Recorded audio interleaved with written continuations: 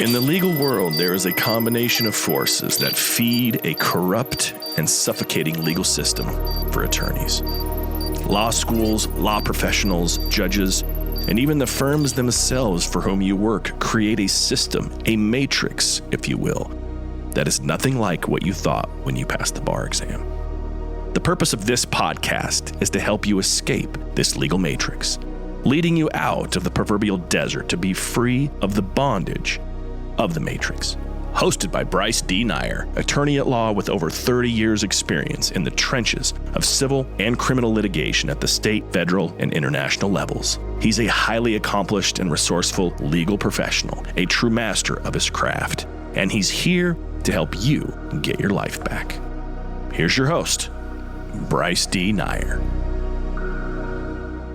Okay, this is Bryce D. Nyer, yours truly, for another episode of Escape the Legal Matrix here in Fayetteville, North Carolina, home of Fort Bragg. And in the house tonight, of course, is our ever lovable Labrador Retriever, Drake, who is now asleep underneath the desk. So we're going to talk about a subject about, no good deed goes unpunished, along with crazy people. Yeah, why are we going to talk about it? Because here's the deal. No matter what industry you're in, it does not matter. Real estate, legal, dental, medical, any customer service where you're dealing with people. Okay, some of them are just ungrateful as hell. And you will bend over backwards to help people. Your friends, your family, your customers, your clients, whatever it is. And they will take you for granted. And no matter what you do, they'll turn around and they'll just step all over you. They'll stomp all over you. That's where you hear no good deed goes unpunished, because it's true. You sit there and continue to sacrifice and to bend over for people that are so ungrateful, that are so delusional and so deceived and are totally unrealistic that it becomes almost impossible to deal with them, to work with them. This has happened throughout my career over 3 decades, where people are just unreasonable. And when I tell people in the consults, what I tell my clients as well too, the way you feel about your case or your issue or whatever it is, and the way the law looks at it in the legal system, they're apples and oranges. Because in criminal and civil litigation, you have the law of criminal procedure, the law of civil procedure, the rules of evidence, the local rules of court, statutes, all that. It is not emotionally based. And the reason it's not emotionally based, because if you ran the law based on emotions, it'd be chaos. It'd be social anarchy, because humans, they're just prone to operating from their emotions, and they go crazy town. And you're seeing this more and more and more every day. For example, I sit there and watch people, and I get it, traveling, with the airlines. It can be very frustrating. Flights get canceled, you get bumped, somebody gets your seat, whatever it is, and people go crazy in the airports. Then they start fights, and they start to riot, or they act up on a plane like a bunch of morons, which you can get charged federally and go to federal prison. And they're not screwing around with that. And people get stupid, and they get rude. And no matter how much you attempt to accommodate them, they just take and take and take and take and take. And you law students and new lawyers, you need to understand you've got to draw lines in the sand. You have to have boundaries. And you're going to find, especially in the legal profession, that certain clients you just can't please. You just can't please everybody. You just can't. Because they think with their emotions, and no matter how much you try and talk to them, no matter how much you try and explain it to them, they just don't want to listen. And you know what you got to do? It's kind of like a bad marriage. You got to divorce them. And again, I don't care what industry it's in. I've seen this in restaurants where people just act like jerks to the wait staff. Nothing's good enough. And frankly, when I'm eating, the food's great, the service is great, and these people are rude. They feel entitled. And if I own the restaurant, I would kick them out. And I'd hope they'd never come back. And then they don't leave tips worth anything. Now, I'm not saying that every industry is perfect. I'm not saying the legal system is perfect. It's certainly not. They make mistakes. There are bad actors in every profession. But for the most part, what's happening in our society and world today is everybody feels entitled, and they take others for granted. Ooh, well, here's a clue, okay? It's not a Burger King world, and you don't get it your way. And when you sit there and you go to a particular company or service, yes, you're going to pay for something. You expect to get your value for what you pay. But if you don't step up to the plate, and if you don't do what you're supposed to do, and if you don't do your homework, and you don't participate like you're supposed to show up, then your results are going to suck. And that's true in any industry. This happens a lot in the legal profession where, for example, you will tell clients and indicate to them you have to do A, B, and C. This is homework you have to do. Lawyers don't do this. You have to do this and get this back to us, and they don't want to do it.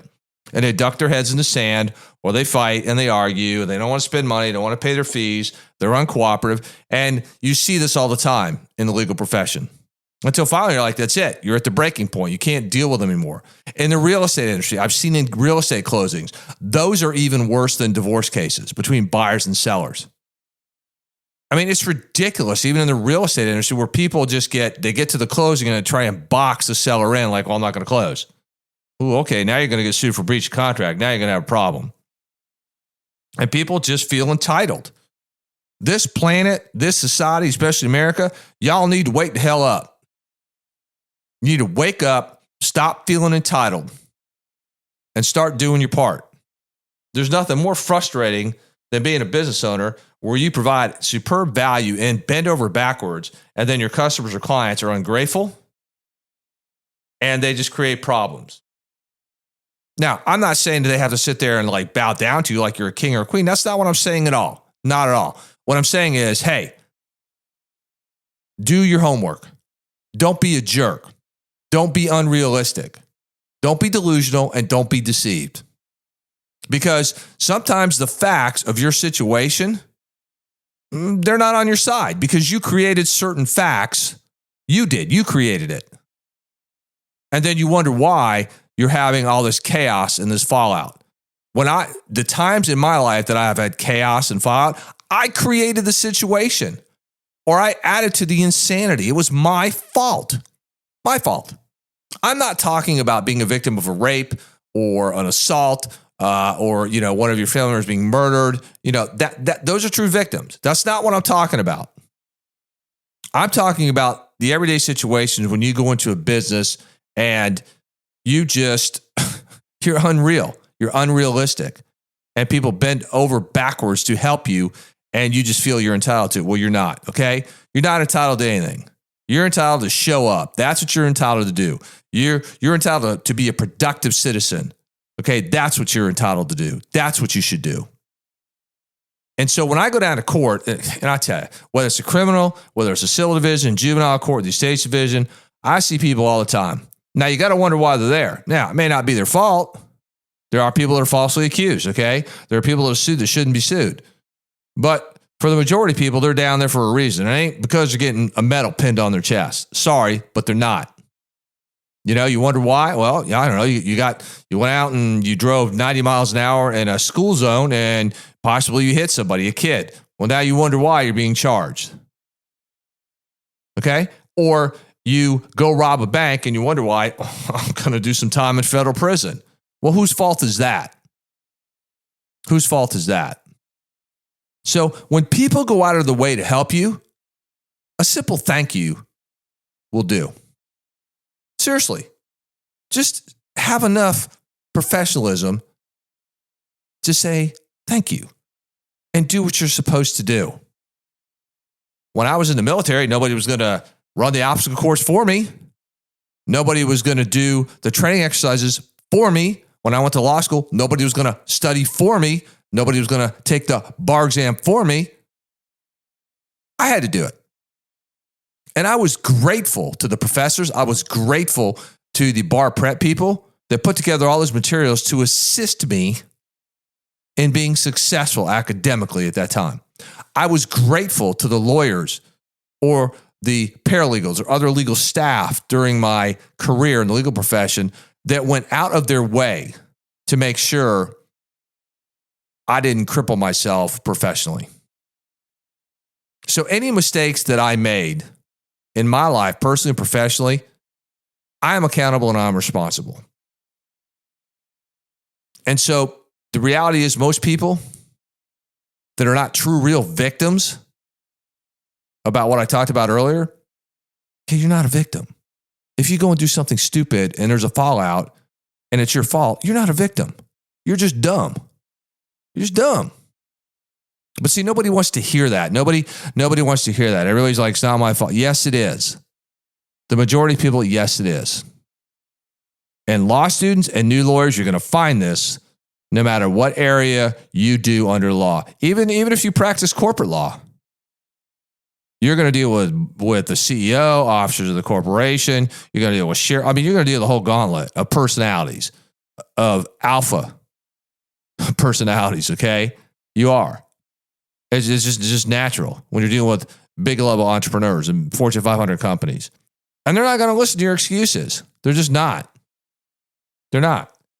Some of the worst cases I've seen are in the estates division where family members are fighting over the estate. They're 10 times worse than divorce cases. Honestly, I've seen it where it's like they're ripping off the estate. They're screwing each other over. I've seen people use powers of attorney to fleece their elderly parents or somebody else. And all their whole lives, their parents or family members or whatever did so much for them, and they were ungrateful. And how do they repay them? By ripping them off. So you need to sit there and look and evaluate every single relationship in your life, whether it's boyfriend, girlfriend, fiance, husband, wife, coworker, boss. All of it. All of it. You got to look at each relationship. And what is the status of that relationship, professional and personal? And where in your world are you screwing it up? And if you're screwing it up, what actions are you taking to fix it? Or maybe you need to end the relationship. Maybe you need to end it. Sometimes you just got to walk away. Because if you stay in certain relationships where no good deed goes unpunished, and you stay in that, you're like on the Titanic too. And you know what happened to the Titanic 1? It sunk. You want to know why it sunk? Because of pride, of greed, of stupidity, of irresponsibility. Okay, that's why.